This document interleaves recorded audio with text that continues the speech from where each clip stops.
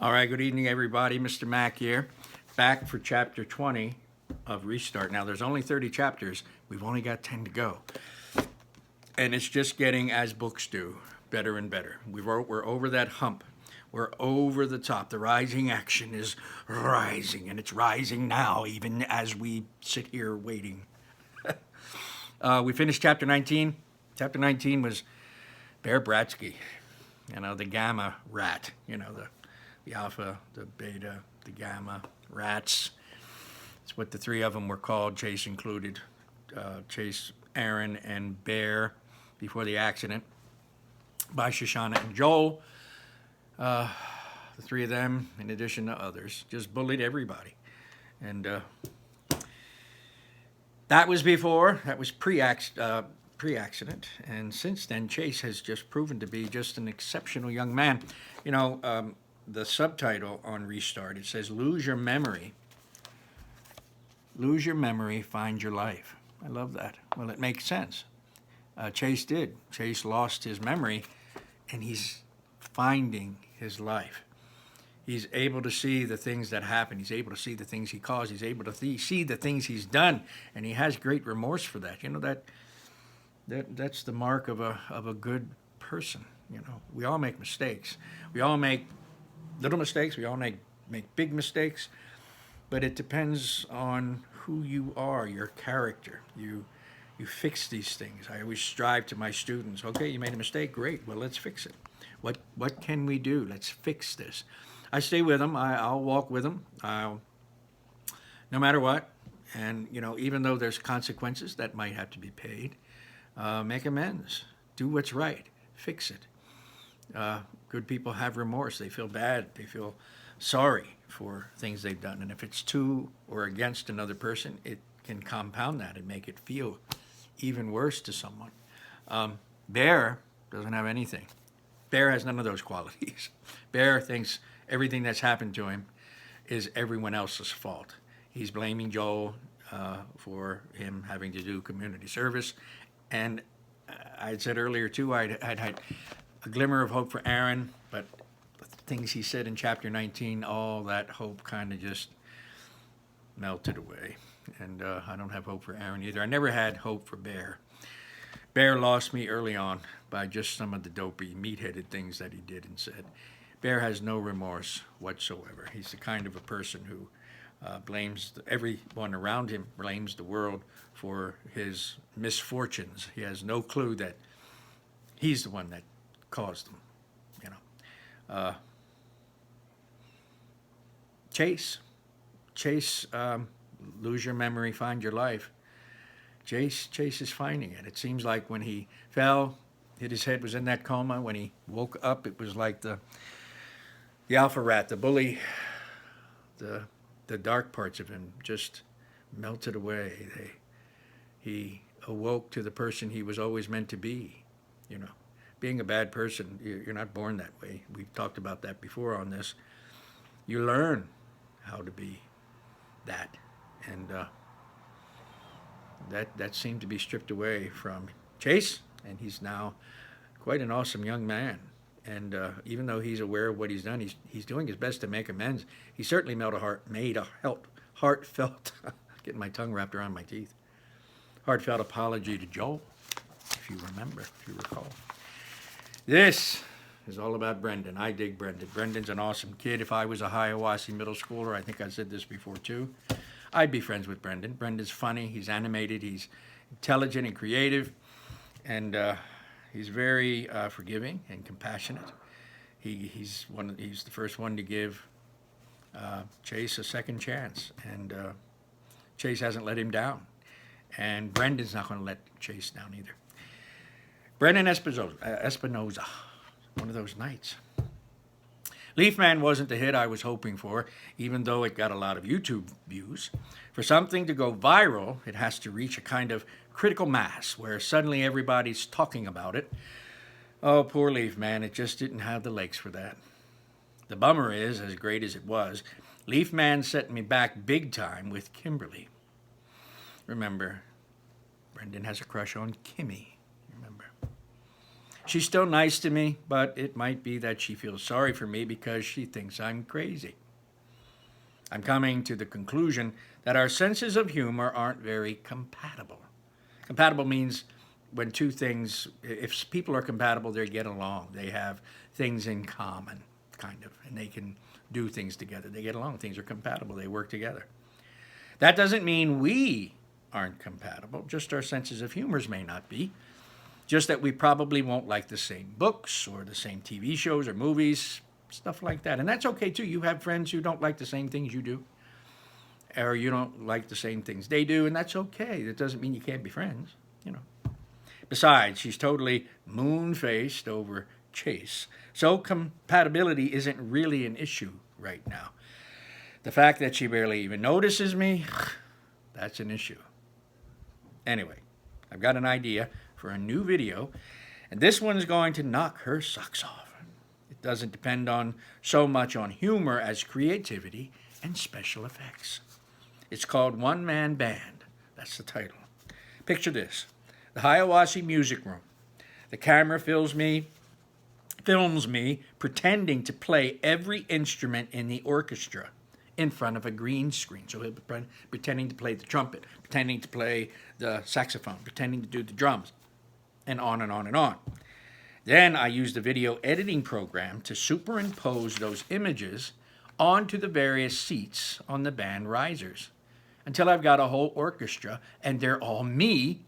Presto, one-man band. Joe helps me reserve the room for Thursday after school. The music department is so thrilled to have their star back that Mrs. Gilbride would have promised him firstborn child. Besides, he's known to be a good kid. It's not like he's going to trash the risers or anything like that. And you know, that's the great thing about having a reputation. You build a reputation. Your reputation precedes you. If they hear your name, it's, you know, you want your name to bring a smile to someone's face, you know. You just do. And you don't want your name to, when somebody sees you coming, you don't want them to go, ugh. Or somebody hears your name, you don't want them to go, ugh. You want them to smile, you know. You got a good rep. You're trusted. You're trustworthy. Joe is that way. Brendan's that way. All right. Let's see. It's not going to go, trash the risers or anything. Unfortunately, Chase isn't available to work the camera. He has to take a social studies test he missed due to a follow-up appointment with his falling off the roof doctor. This might be a blessing in disguise because A, Joel volunteers to fill in and he is a pretty good cameraman, and B, Mrs. Gilbride wouldn't let Chase anywhere near her instruments, amnesia or not. She's still mourning that piano like it was donated to the school by Beethoven himself. And also C, Kimberly is always a little distracted when Chase is around.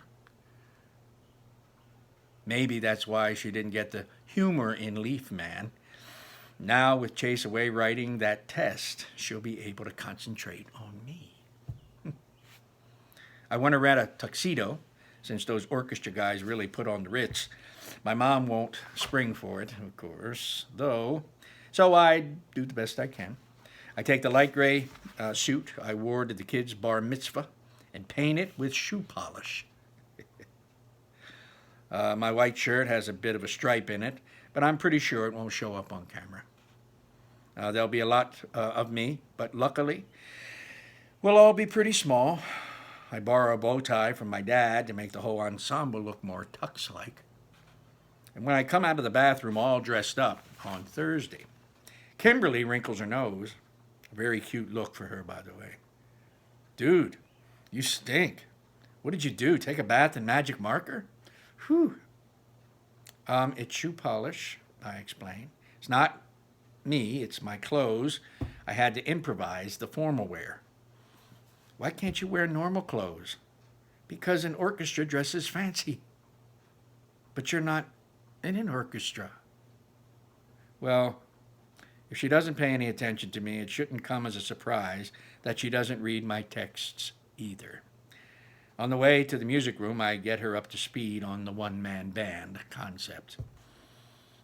Her comment is, "You're dripping black gunk on the floor."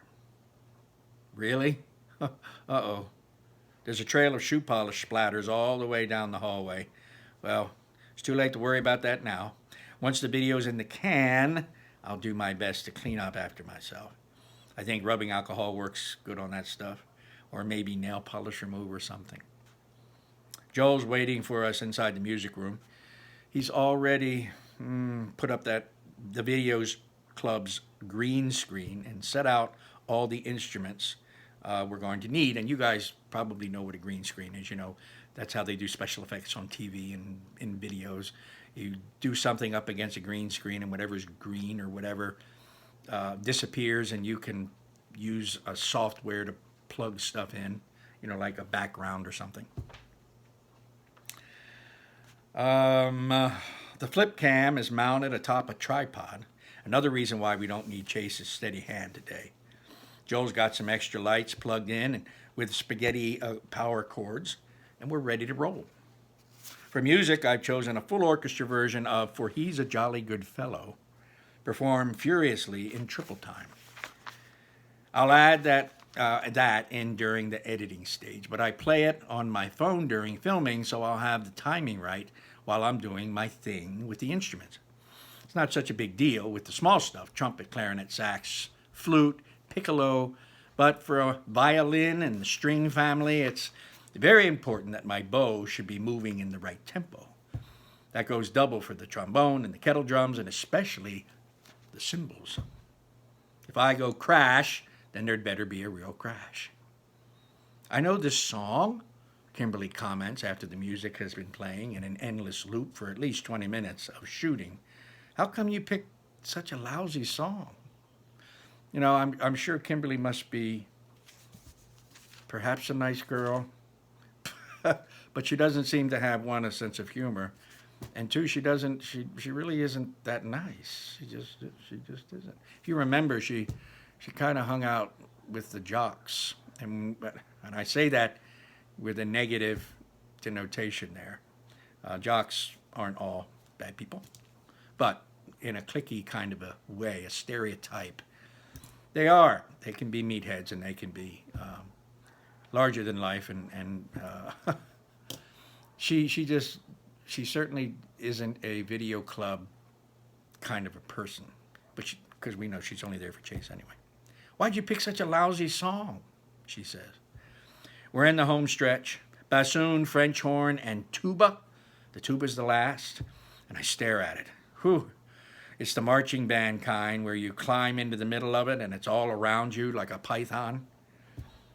"Wait a minute," I protest. Where's the regular one?" "Dented," Joel replies. "Sorry. Somebody dropped it down the stairs and it's getting fixed. So it's this one or nothing." Well, you can't have an orchestra without a tuba. I squirm in and struggle to my feet. I swear the thing weighs more than I do. I'm no Hercules, but the kid who plays this in the marching band is 4'8", 6th grade girl. How does she lift it? Much less have the breath left over to blow in it.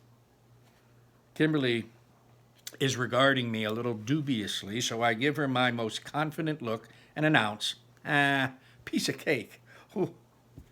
It comes out like I'm straining to pass a kidney stone, not the effect I was reaching for. So imagine it. Use your visualization skills. Brendan, average size 8th grade boy, with a big gigantic tuba that he has to climb in the middle of and hold up. It's as heavy, almost as heavy as he is. I put my lips to the mouthpiece and nod to Joel to start filming the final shot. The camera comes on. The double doors are kicked open, and before I can react, a tidal wave of white foam fills my field of vision. It hits me full in the face. It wouldn't normally be enough to knock me over, but with that heavy tuba bell suspended above my head, I overbalanced and go down like a stone. There's a loud clang as the brass of the instrument strikes the metal of the riser. I hear a gasp of horror from Joel, and soon I understand why. When I roll out of the stream of foam, Foam still wrapped in the tuba, I see Aaron Hakeman and Bear Bratsky, each armed with one of the school's big silver fire extinguishers, spraying down the room and everything and everybody in it. "Go away," Joel pleads in a quavering voice. "Go away." Aaron laughs a nasty laugh. "Well, if it isn't the loser. I don't think we ever welcomed you back to school. How rude of us." "Welcome home, loser," bellows Bear, and blasts a jet of foam covering Joel from head to toe. I turn to Kimberly, who's standing there and, of all things, giggling. Yeah, I just lost any hope for Kimberly, too. She's right down there with Bear. What a schmuck, standing there giggling. At long last, the girl has found something funny in one of my videos. She thinks it's part of the plan and doesn't even notice we're under attack. You know what I just thought of? This horrible thing is happening. The two schmucks, Aaron and Bear, coming in, attacking with fire extinguishers, spraying foam all over everything and everyone, Joel included. This whole thing's been taped. They have this on tape. Ooh, that's good. "Go get help," I barked to her. Yeah, go get help," snorts Bear. "Why don't you go call your friend Chase?" That makes sense to me. He's the only one with half a chance of taking on these two. "Get Chase," I yell to Kimberly. Aaron laughs cruelly. "And you're supposed to be smart. Who do you figure sent us here, genius?" "You think Chase doesn't remember the loser who got him put in community service?" Bear adds. So do you get what they're doing? Do you think Chase really put Aaron and Bear up to doing this? No. This was Aaron's idea. He's going to try to convince Brendan and Joel and whoever else, Kimberly, that this was Chase's idea. "Go," I shout. "He's in Mr. Solomon's room." A blast of foam silences me, and I go down again, still encircled by the tuba. Now my arms are pinned at my sides, and I can barely move. Not that I'd be much help standing up on those two Neanderthals. And if I'm upset, I can only imagine what must be going on in Joel's mind. After everything he's been through, he comes home only to find that it's starting all over again. Kimberly bolts past the two attackers and out the door. They make no move to stop her. Their focus is on me, and mostly, though, on Joel. "Hey, check out all these instruments," Bear snickers, as if the band room is the last place anyone might expect to find such things. "You think if I practice hard enough I could become a musician like the great Joel Weber?" He delivers a solid boot to the French horn, which skitters across the floor, kicking up the spray from the melting foam that covers half the room. "Please don't touch the instruments," Joel whimpers. "I promised Mrs. Gilbride I'd be responsible for everything." Well, that does it. Once those two idiots see how to get a rise out of Joel, they're off to the races, throwing flutes like mini javelins and frisbee cymbals all around them. They roll trumpets and trombones into the slop and send violins floating on top of it. A kettle drum is suspended. Music stands are hurled in all directions. Sheet music is scattered like autumn leaves. Still stuck in the tuba, I try to scramble toward Aaron and Bear. I slip on the wet paper and hit the floor. Another clang. Joel has Aaron by the shoulder and is trying to pull him away from the instruments, but Aaron laughs and shakes him off. Suddenly, Chase barrels into the room, Kimberly hot on his heels. "What's going on?" he bellows. "Dude, what took you so long?" Aaron crows in unholy glee. "We had to send the chick to get you." That's another thing, too. Any boy who uses a demeaning phrase for a girl or a man for a woman, like chick, never could stand that. Even when I was a young man, I never used that. It's demeaning. Or anybody, I never could stand anybody who did use it. "This is your best idea yet," adds Bear, and he hefts his fire extinguisher and hands it to Chase. "It's all yours, maestro." Chase looks totally blown away. I can't read his expression. shocked or something else. It's your plan, Aaron reminds him. Bring it home. Chase is a statue, and his eyes are wide. We know Chase had nothing to do with this. We know. We know that Aaron and Bear, this was their plan, to get Joel believing that once again Chase is the main man, the main bully. Bear gets impatient. Okay, then I'll do it for you. And he tries to take back the extinguisher, but Chase tightens his grip and holds on. There's a vicious tug of war for the extinguisher, and with a mighty yank, Chase wrenches it out of Bear's grasp. It swings free just as Joel rises from the floor where Aaron had tossed him. Oh, dear Lord. With a thud, the heavy metal strikes Joel in the side of the face, and he drops back down into the foam. Dear Lord. So this whole thing, Chase came in not knowing what's happening. He's trying to save the day. He wrenches free the metal fire extinguisher from Bear, and with that momentum, hits Joel, of all people, right in the face. Probably knocks him out. Well, you can imagine how Joel's going to feel. You can imagine how Joel's parents are going to feel, knowing that Chase hit him in the head with a fire extinguisher. Agitated voices sound out in the hallway. 6 teachers burst into the music room, Mrs. Gilbride in the lead. What's going on here? She yells, taking in the wreckage all around her. Where's Joel Weber? With a groan, Joel sits up. The foam on his face can't disguise the fact that his left eye is already turning black and blue. That's when it hits me how this must seem to the teachers. The music room is a disaster area. Instruments, music stands, books, and papers all strewn everywhere. The whole place buried in foam. The school's 3 most notorious bullies are right there. One of them, Chase, still wields a fire extinguisher, and their number 1 target, Joel, is down on the floor with a rapidly swelling face, obviously the victim of an assault. And it's going to seem like to the teachers who assaulted Joel. Chase. It isn't what it looks like, I gasp, and then bite my tongue. What if it's exactly what it looks like? The idea to send for Chase came from Aaron and Bear. Was that the plan all along? And was Chase the ringleader, just like those guys said?